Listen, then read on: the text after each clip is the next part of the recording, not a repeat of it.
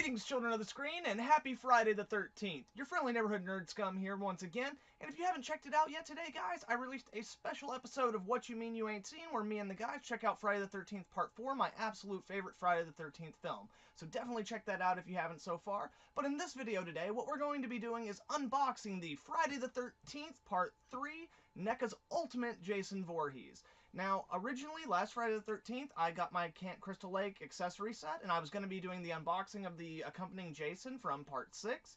However, due to some diamond buffoonery, that never came in. So we're going to be doing this guy, which is actually awesome because I definitely prefer this version of Jason in terms of the visual style. Check this out. And as you can see, it just comes in this absolutely beautiful packaging with a multitude of accessories, including the axe-damaged head from the climax. Does that not look dope? Well, I got my trusty old-timer here, so I'm going to take a moment to unbox this sucker, and then I'm going to give you guys a closer look at him.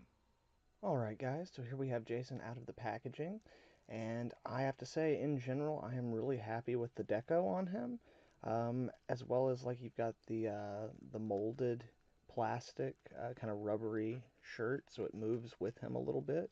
And in terms of the general sculpt, I really love the proportions of him.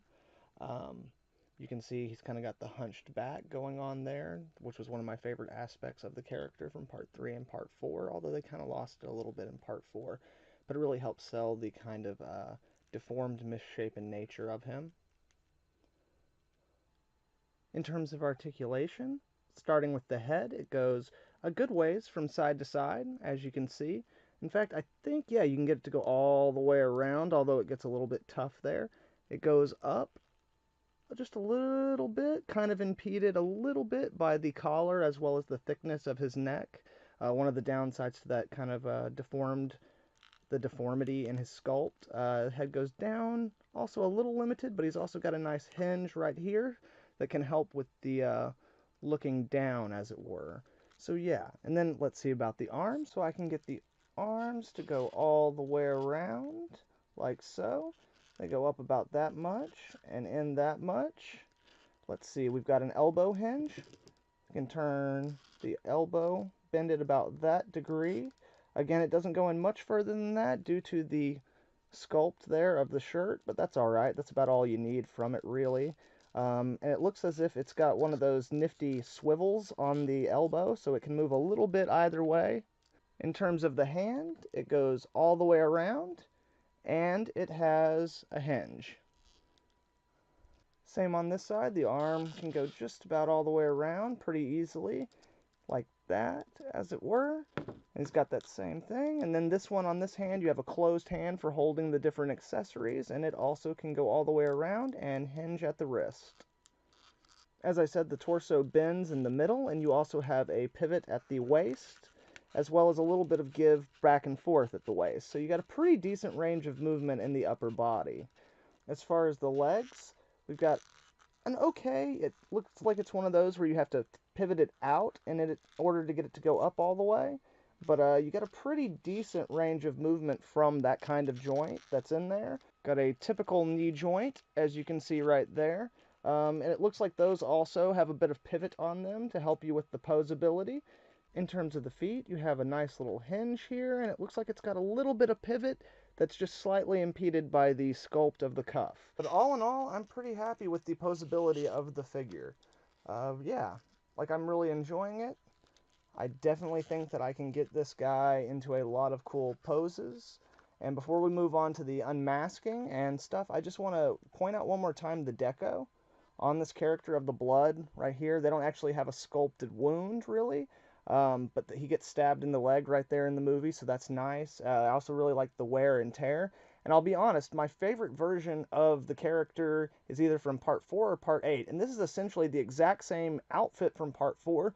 The only difference between this and the Part 4 action figures, I believe they switched out the hands on the Part 4. And his clothes are much more degraded. The deco is much changed, and you can kind of see the triangle on his face starting to fade a little bit more. So anyway, let's go ahead and take a look under the mask. Alright, so let's pop this guy off. And we have, wow, that is a pretty impressive, like that's a pretty decent representation of the third installment Jason Voorhees. You know what I'm saying? It's not perfect, but it's pretty good. I think that his coloration is a little bit darker than Jason in the actual movie is, but it matches the rest of the skin tones on the character and looks pretty good. And again, here you have his mask from early on in that movie. It's a little bit dirty, but not too bad. Still pretty clean and fresh and new. Alright guys, and let's take a look at this other one now. And there we go. Let's get that. Now look at that. Now that is after he has the axe planted in his head. And you know, the sculpt's not really that different. It's mostly just a different paint job with a slightly different piece in the head. And I think maybe one of the eyes is a little bit different. But all in all, I still really dig it. On this one, the skin tones are even darker than the other one, it looks like. Oops. Sorry. Excuse me there, guys. Looks like it's even darker than the other ones, so I'm not sure if it'll match up with the skin tones on the hands and neck as much, but let's take a look. Just pop that guy off there, and throw this one on.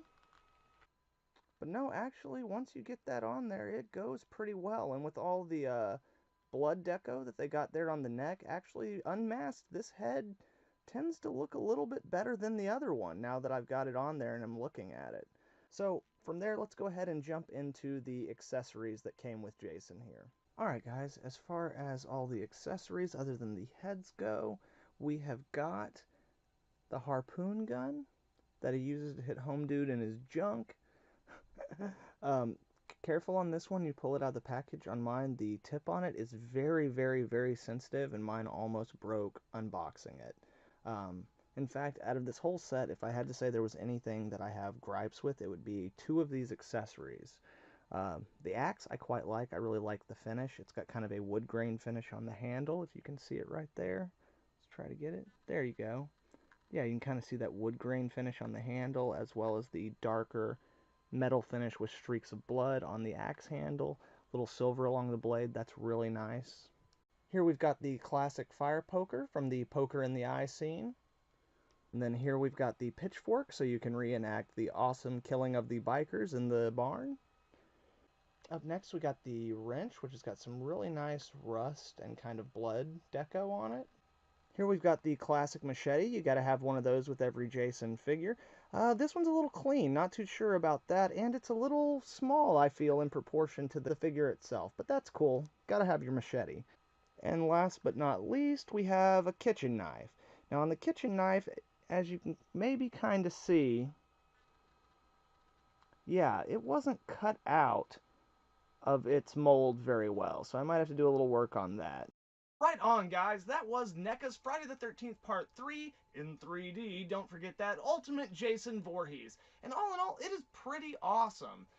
He's a great companion with all the other stuff that I got. And by the way, I was going to originally open this 25th anniversary collector set until I started looking online and seeing how much this sucker was going for.